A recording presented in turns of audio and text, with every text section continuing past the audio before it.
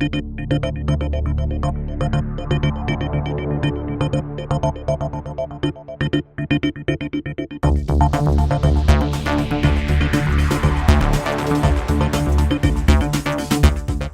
a gente tem ainda tempo para debate. Quem quiser falar, por favor, nós temos a colega ali, a Ana Beatriz, desculpa, que está com o microfone na mão. É só levantar a mão que ela leva. Eu acho que quem está interessado. Fazer alguma pergunta, alguma dúvida?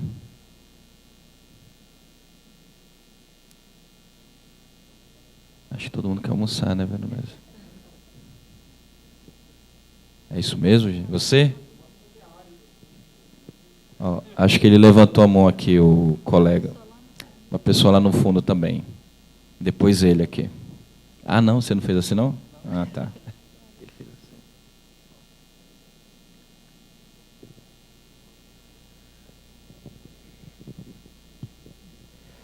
Bom, primeiro, excelente o debate, parabéns aí para os três expositores. E uma questão que eu acho que principalmente o Sivaldo levantou, e tem sido preocupação de muitos de nós, né, é de respeito a essa mega concentração, né, que há em torno dos intermediários da dimensão lógica, lógica, enfim, o Facebook, Google e outros demais, né? Bom, só que os Estados nacionais têm enfrentado uma dificuldade muito grande em buscar algum tipo de regulação que efetivamente consiga dar conta da complexidade dessas estruturas transnacionais, né? Enfim, a gente já sabe que o judiciário, inclusive no Brasil, já vive às voltas, né, com a regulação, por exemplo, né, de meios como o WhatsApp, né? E em outros países, experiências de França, Alemanha e outros também, mais ou menos bem ou mal sucedida, né, você teve tentativas de buscar ter algum tipo de enquadramento normativo em relação à atuação desses intermediários, né, no território, no âmbito local.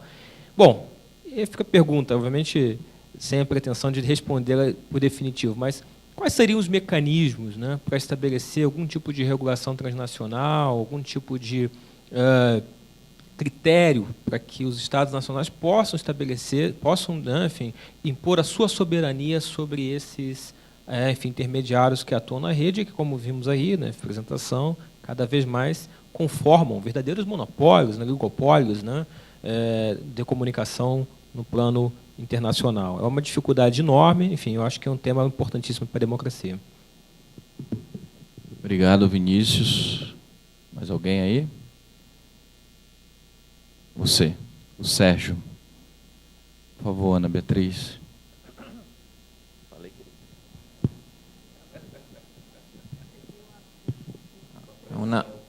Uma pergunta para o professor Avernese, avocado Lefebvre. Ouvi de uma ideia de mudar o sistema tarifário pelo internet fixo e ter um novo sistema no Brasil que é um sistema tarifário consumo. E, pessoalmente, acho que isso, pelos investimentos, poderia ser muito ruim. Especialmente, significa que não tinha a possibilidade, como nos outros países, de ter, por exemplo, uma internet muito difuso e gratuito. Porque se também no sistema de internet fixo tinha que pagar por volume, vai ser um problema. E gostaria de saber só o que você acha disso. Sivaldo, quer responder? Na verdade, eu acho que os três vão comentar. 3 minutos aí.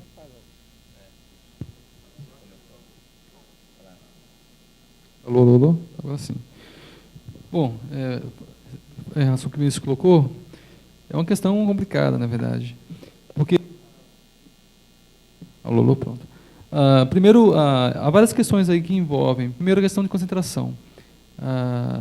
De algum modo, nós gostamos da concentração, certo? Porque é lá que nós nos encontramos. Então, se você criar pequenos Facebooks em cada cidade, as pessoas vão querer se concentrar novamente. Então, é um problema psicológico e cultural que é nós queremos nos encontrar, certo? Nós queremos algum nível de concentração. Então, a concentração, de algum modo, ela faz parte do processo. Agora, a questão é que quem concentra, certo? De que forma se concentra?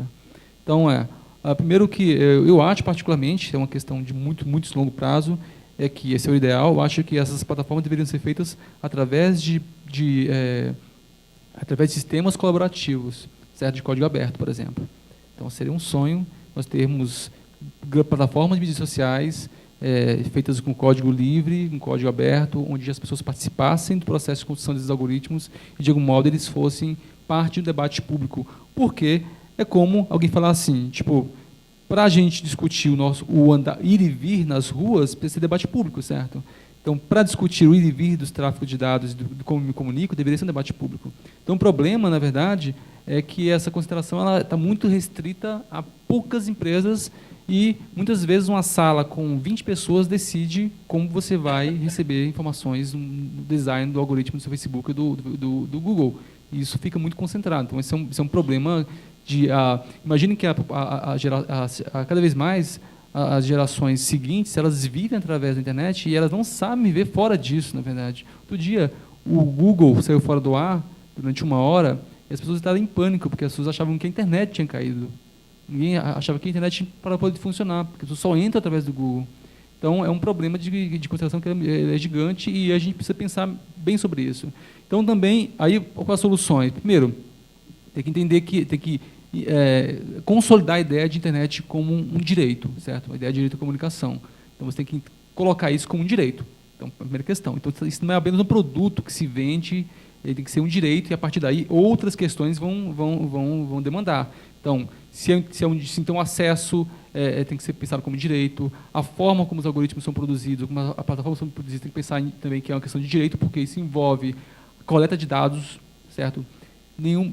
O Facebook sabe muito do que você faz na sua vida, certo? O Google sabe muito do que você faz na sua vida. Por exemplo, as pessoas às vezes não sabem disso, mas se você usa o aplicativo do Google, você aceitou no termo de privacidade monitoramento constante. Então, por exemplo, existe uma coisa chamada Google History, certo? Que se você acessar agora o Google History e você colocar o seu login lá, ele vai te dizer por onde você andou, onde você trafegou no dia 3 de novembro de 2014. Certo? Vai estar lá vai ter um mapa do mundo e vai ter o lugar onde você andou, certo? Então, isso faz todos os dias, isso tem que coletar todos os dias. E só que você, quando aceitou o termo de privacidade e não leu, você aceitou isso. Então, aí outra questão é a regulação. É preciso impor limites, certo? Para esses agentes. Então, você tem que dizer assim, mas... porque o que acontece na prática é que muitos desses agentes da camada lógica, eles fazem uma relação de chantagem, que é o seguinte, por exemplo, quando você pega um aplicativo, ele pergunta, você me dá acesso à sua câmera, me dá acesso ao seu fone do seu celular, que é um pequeno sensor, não é apenas um aparelho de comunicação, ele pede acesso ao GPS, aí você fala assim, não, é muito acesso às minhas coisas, não quero. Você fala, não quero, não permito. Aí ele fala, ok, I'm sorry, você não pode usar esse aplicativo. Certo? E quando é um aplicativo WhatsApp que você precisa usar porque as pessoas te exigem socialmente que você tenha WhatsApp, chegar para algum lugar e falar assim, você tem WhatsApp? Não. Você tem Facebook? Não. Eu vou olhar para você estranhamente, você vive onde? Quem é você? Certo? Então, você é obrigado a ter na prática, certo? Mesmo que você não queira.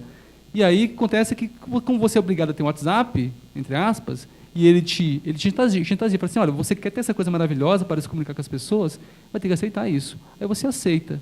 Certo? A partir dali, por quê? Não há uma ação regulatória que diz, até aqui não, você não pode chantagear. Certo? Então você precisa dizer assim, o Estado precisa dizer isso. Porque também a lógica dos agentes da camada intermediária é a seguinte, eles falam, não, mas as pessoas querem, as pessoas elas estão dispostas a ceder a sua privacidade em nome dos benefícios do nosso aplicativo. Certo? Aí eles falam que, não, mas privacidade, aí tem várias visões de privacidade. Privacidade se eu permito que o outro entre, não é uma violação de privacidade. Mas se eu chantagio o outro para que eu entre. Então, eu preciso criar mecanismos regulatórios que digam, o Estado precisa fazer isso. Dizer, não, você não pode, a partir daqui, coletar esse tipo de dados. Você não pode obrigar isso. Então, é um outro elemento. Então, são vários elementos que precisa pensar nessa ideia da acesso com direito e pensar em elementos regulatórios que funcionem e agentes regulatórios que funcionem. No Brasil, nós temos uma tragédia no Brasil, certo? os agentes regulatórios não funcionam. E quando eles funcionam em prol das empresas, certo? Então isso é um problema. Então, nós precisamos criar. Aí também, eu acho que também tem que pensar um pouco nessa integração, embora eu concorde que a gente tem que pensar nas camadas pelas suas peculiaridades. Existem peculiaridades em cada camada de processo regulatório, mas a regulação precisa prever integrar essas peculiaridades, porque uma coisa afeta a outra. Então, falta esse debate e falta um agente regulatório forte e que imponha limites, digamos, que o usuário indefeso, eu sozinho não consigo dizer dizer que eu não aceito isso. Eu vou ter que aceitar isso porque eu sou a imposições. Vai lá, Veronese. Obrigado, Sivaldo. Você é mais rápido. Na verdade, acho que a gente tem um problema, novamente, quando a gente fala de regulação. A gente acha que a regulação é só repressão. Impor limites, blá, blá. Assim, fomento também. Né? Assim, a gente não fomenta alternativas aos usuários. Assim, aí a subordinação tecnológica que a gente tem é essa mesmo. Os produtos que a gente tem são esses. Né? Não concordo necessariamente com o modelo chinês, não sei o quê, mas vejo que existem outras opções no mundo. Assim, que estão tentando fazer frente nessa camada dos aplicativos, de fazer aplicações locais, etc., que são mais interessantes. Assim, acho que a gente tem que pensar em regulação não só em repressão, achar como a gente vai reprimir o Google para fazer o que o Estado brasileiro quer, ou a sociedade brasileira. Acho que isso é uma discussão, porque assim, vai facilitar se a gente, na verdade, tiver alternativas a ele. Essas alternativas só existem se a gente tiver políticas consistentes de superação da nossa subordinação tecnológica. Por isso que a queda das políticas de software livre é um desastre. Assim, por isso que, de certa maneira, a desintegração do fomento, o contingenciamento do Funtel, a desintegração disso com os recursos de renúncia da CEPIM, da banda larga, quer dizer, toda hora a gente fica pensando nesses setores separados, a gente esquece que comunicação social é uma parte importante. A gente tem uma rede enorme de rádio, TV, não sei o quê, usa, né, o espectro de radiofrequência. Isso está desintegrado das políticas. Por que a gente desintegrou? Agora eu vou começar o especulativo. Por que eu acho que a gente desintegrou? Porque a gente tem interesses setoriais. E aí é isso. Aí, assim, quem está na ponta, não sei o quê, para regular a internet, tem medo de que a Anatel regule a internet. Quem está lá, as empresas de telecomunicações, tem medo que o CGI se meta no não sei o quê. Comunicação social, eu acho que todo mundo tem medo que as empresas de comunicação social regulem todos. Assim, esse é um problema, esse é um desafio. Eu não acho que a gente tem que conseguir superar esse nosso estágio de terror. Agora, como fazer isso sem, na verdade, que a gente subordine a regulação da internet, sei lá, entendeu? As grandes conglomerados de comunicação social no Brasil, que seria um desastre. Essa é a solução a larga. Não é só a solução nossa no Brasil, não, entendeu? Isso é do mundo. Isso ocorre nos Estados Unidos, está ocorrendo na Europa. Assim, a concentração no mercado de comunicação social e telecomunicações, telecommunications, cientificamente, abrange todo mundo. Né? Então, assim, esse é o drama do mundo. E, assim, em algum momento, a gente tem que se deparar com esse drama e empoderar. Agora, é difícil, é dramático. É dramático. O Sérgio, eu acho também que a mudança do nosso sistema tarifário, né, para começar a cobrar por kilobytes, ou gigabytes, ou terabytes, eu acho que isso é um problema, entendeu? Eu acho que isso é ruim, entendeu? Essa nossa mudança, especialmente no Brasil nesse momento, quando, na verdade, a gente olha, porque, novamente, assim, acho que a gente tem que olhar para as políticas dos outros países. E nos outros países, na verdade, o que a gente tem é uma expansão, na verdade, do uso. Principalmente naquele desastre que a gente teve com o João Rezende, não sei o que, foi essa coisa, entendeu? De repente, acabou a internet, não é à toa que ele não ficou, né? Assim, acabou a internet livre no país, umas coisas assim, assim, que foram, de certa maneira, desastradas, entendeu? Então, assim, e uma política estranha. A gente tem que pensar sempre essas políticas no sentido de expansão. Se dissesse, assim, eu vou pegar um exemplo do mercado de distribuição de energia elétrica, que é rápido. Assim, a gente tem tarifa social no Brasil. A tarifa social no Brasil para energia elétrica serviu para expandir a malha. A gente subsidiou a malha elétrica no Brasil. Sim, o Brasil atingiu uma universalização no mercado de distribuição de energia elétrica muito grande. É um peso. Você não tenha dúvida, assim, que num país como, quer dizer, países continentais como os Estados Unidos, o Brasil, Rússia, China, têm dificuldade de expandir essas malhas, porque na verdade a gente vai ter uma grande parte da rede de distribuição que vai ser uma rede inútil. Eu vou gastar um dinheiro violento para botar um cabo, seja ele de telecomunicações, seja ele um cabo de distribuição de energia elétrica, uma rede, né? Um tronco de distribuição de energia elétrica para atender uma municipalidade que certamente não vai pagar o custo de distribuição. Sim, mas e assim, no Brasil, a nossa rede de distribuição de energia elétrica é uma boa rede. A gente tem uma matriz energética boa, então foi algo que funcionou bem. Então, assim, e, inclusive, com uma regulação razoavelmente convergente, que vai desde o produtor de energia elétrica, de várias matrizes, né? Ou seja, hídrica, né? Eólica, etc., termo, né? De vários tipos de energia nuclear, né? Com a Angra, né? Ou seja, as várias, chegando até um mercado de distribuição na ponta. Então, assim, a gente tem uma experiência. Quando houve a crise do sistema de distribuição da Califórnia, Enron, né, que foi a grande crise mundial, né, assim, o Brasil era um exemplo. Porque, assim, na Califórnia eles resolveram liberalizar tarifas, não sei o que, e gerou especulação no mercado de distribuição de energia elétrica que levou ao colapso do sistema de distribuição, né, da Califórnia. Né? E aí tem um filme, né, The Smartest Guys in the Room, que descreve isso bem, né, a crise da Enron, entendeu? E que arrastou um monte de gente, que é um mercado estrutural. Crise em telecomunicações vai arrastar outros setores econômicos. É um buraco que abre, desce um ralo, um monte de gente se quebra. Se uma empresa tipo a Oi, não sei o que, quebra e para de operar, vários setores vão falir. É uma desgraça, entendeu? Então, assim, quando a Flávia diz que esse regime é regime público, assim, para mim é menos irrelevante, assim, a modalidade do serviço, não sei o que, essa nossa coisa jurídica, né? Assim, é por meio de concessão, por meio de autorização. Assim, o importante, central, é entender que essa infraestrutura é essencial, como fizeram os americanos. É isso que os americanos entenderam. Né? Assim, não interessa se a Big Bell, né, se a AT&T, se as Bells fracionadas, se aquele troço, se a gente acha que aquilo é empresa privada, se aquilo é empresa pública. Interessa que o FCC acha que aquele troço é uma essential facility. E se ela é uma essential facility, ela tem prioridade sobre os outros, porque ela presta um determinado serviço que é essential. Se a gente acha que a notação jurídica de essential merece ser chamada de público ou de private, isso é uma coisa de jurista. Né? Mas, assim, do ponto de vista, a questão central é que aquilo é essencial.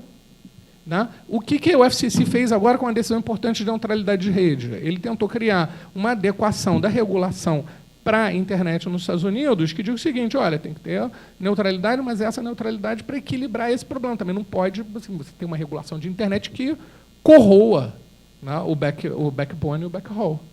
Que seja assim, que prede ele, né, que arranque dinheiro loucamente dele, e aí, assim, uma hora isso vai gerar um colapso dos telecoms. Assim. É um suicídio. Né? Então, assim, a gente tem que preservar essas coisas que são essenciais. Agora, se vai ficar na mão da Oi, de outra, não sei o quê, se a Telebrás vai reencampar isso, assim, eu acho que o meu ponto central é esse. A gente tem que fazer um negócio que defenda o que é a infraestrutura básica, que são os cabos que o Silval mostrou para a gente. É isso que interessa. Perdão. Legal, obrigado. Eu não sou mediador, mas eu vou falar 2 minutos, eu juro. Na verdade, eu abri aqui uma página. A gente está com uma disciplina lá na Faculdade de Comunicação do professor Murilo, que é Direito, Mídia e Internet.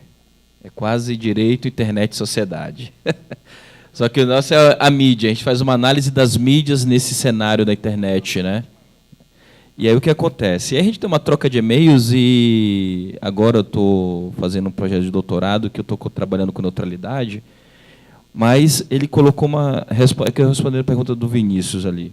Na verdade, o que acontece? A resposta para isso seria modelos regulatórios. Acho que o Silvaldo pontuou isso muito bem, e eu estou com um grande exemplo aqui, que saiu a semana passada, de que o FCC, que é o órgão regulador norte-americano, que é uma nossa espécie de Anatel, colocou que os provedores de banda larga precisarão pedir autorizações dos usuários para a coleta de dados privados. A gente não tem nada semelhante disso no Brasil, por exemplo. Não, mas na prática ele é desrespeitado. O debate colocado hoje sobre isso é que, por exemplo, não está amadurecido dentro dessa correlação de força isso. Então, a gente colocar e fazer valer modelos regulatórios que venham favorecer os interesses da sociedade de uma maneira geral. Há um debate, por exemplo, na arena da essencialidade da internet, que hoje no Brasil está colocado dentro da lógica do regime público, é o que nos salva, digamos assim, mas não tem outra maneira da gente colocar o conceito de essencial da história brasileira. Eu não vejo, eu discordo um pouco disso, Veronesa, que eu acho que é a saída, talvez, para hoje. A gente não tem um amadurecimento completo sobre isso. Enfim. E a resposta seria isso. A gente fazer um debate sobre esses modelos regulatórios mais fortes. E sobre tarifa, a gente fez um seminário lá na FD sobre zero rate e banda larga... Como é o... Não, franquia de dados. Foi muito bom e, assim, não dá certo isso aqui. Isso, na verdade, é você mudar o modelo de negócio. Há muito tempo as empresas estão querendo mudar esse modelo, colocar isso como modelo, porque o modelo que está hoje da internet ilimitada, para eles, isso está colapsando. E, na verdade, nunca se apresentou um dado concreto desse colapso, por exemplo. É só os heavy users que respondem a 20%, que usam 80% da rede, mas esses heavy users têm se colocado como entes etéreos que nunca apareceram nos dados. E a gente é no debate da cooptação da agência sobre a simetria de informações, que é uma das características quando se faz o debate de teoria regulatória entre agência e objeto regulado. Então, assim, não combina com o modelo de rede colocado a franquia de dados e você fazer cobrança, por exemplo, por tarifa, por mega, gigabytes, porque isso muda a lógica das pessoas que utilizarem a internet. Eu posso, em vez de mandar um e-mail para o Sivaldo com uma foto, eu vou pensar 2 vezes antes de mandar um e-mail para ele com a foto. Vou mandar só o texto. Traga o seu pendrive, que eu estou com a nossa foto aqui e eu copio para você, porque vai consumir da minha banda. E hoje isso não cabe mais. Se isso fosse há 20 anos, poderia fazer algum sentido, mas hoje isso não cabe mais devido ao que nós temos de comunidade, sociedade do conhecimento de usuário da internet.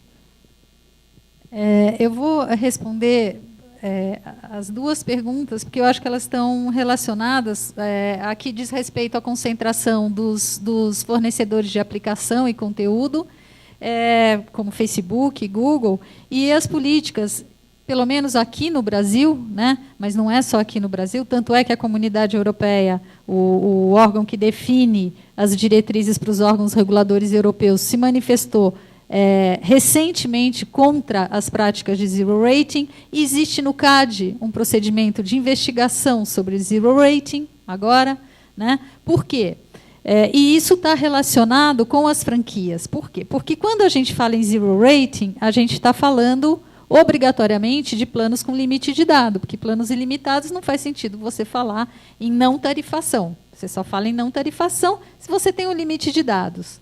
E, nesse sentido, é muito importante perceber que o Marco Civil da Internet não separa o que seja o acesso à internet via tecnologia móvel ou banda larga fixa. Ele fala conexão à internet, não interessa por qual tecnologia. O que mais ele fala? Ele fala que o serviço de conexão à internet é um serviço que deve estar disponível a todos, ou seja, ele atribui o caráter de universalidade para esse serviço, deve estar disponível para o mais rico até o mais miserável, e fala que ele é essencial para o exercício da cidadania. Né? Isso está nos artigos 4º e 7º do Código e do Marco Civil. E no artigo 7º, que é o que trata dos direitos dos internautas, tem um monte de disposições sobre proteção de dados e consentimento para entregar esses dados.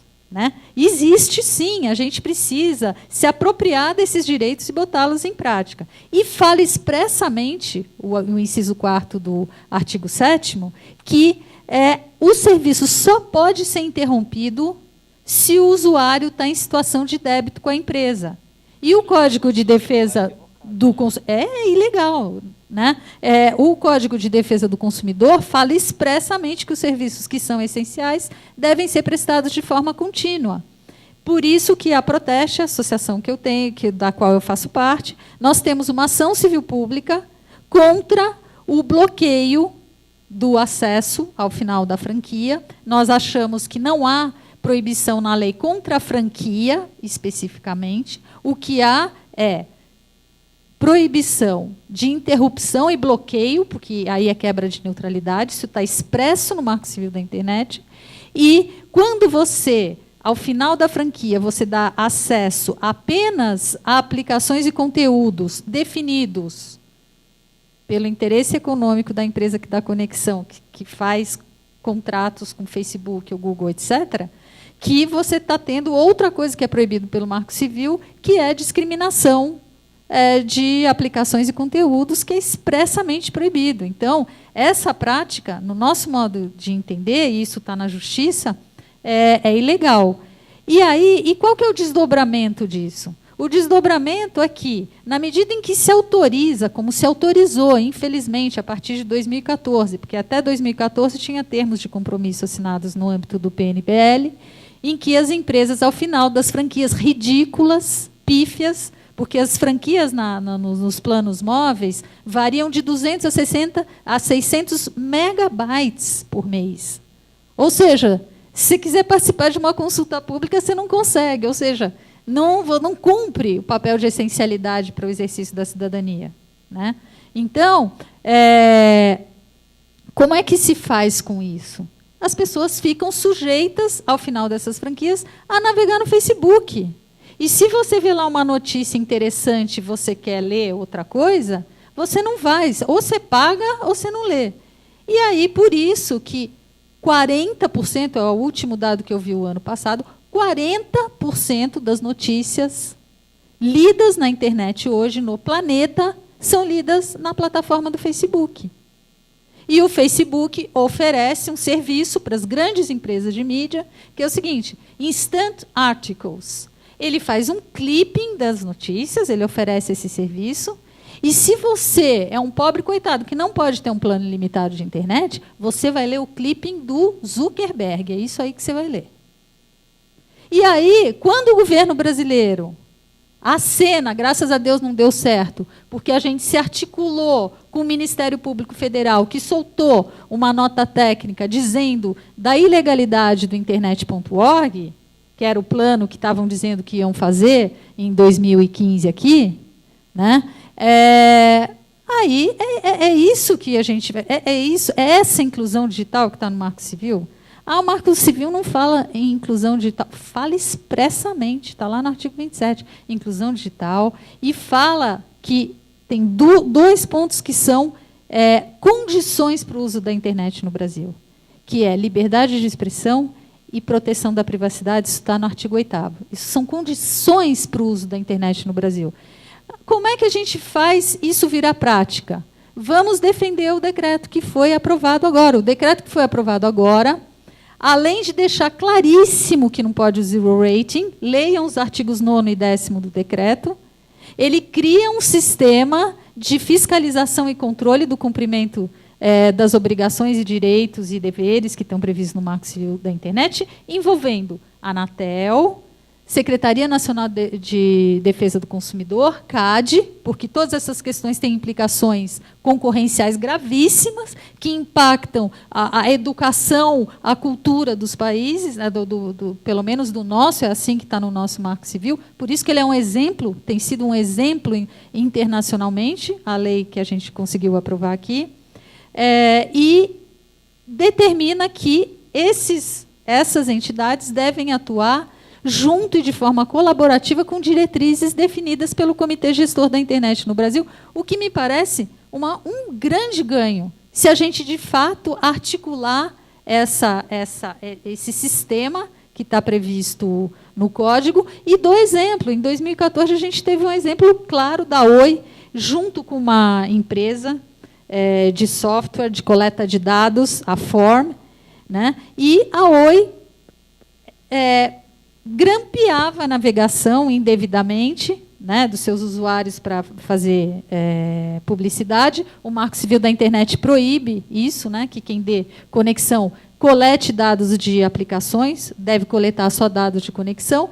E o que aconteceu? Essa conduta foi entendida como ilegal, foi uma articulação de várias entidades, CADE, Senacom e Comitê Gestor da Internet no Brasil, e essa prática, naquele momento, foi contida, né? E a gente ficou sabendo recentemente que isso continua acontecendo, mas a gente tem que fazer valer o que a gente brigou tanto para conseguir no Marco Civil e no decreto.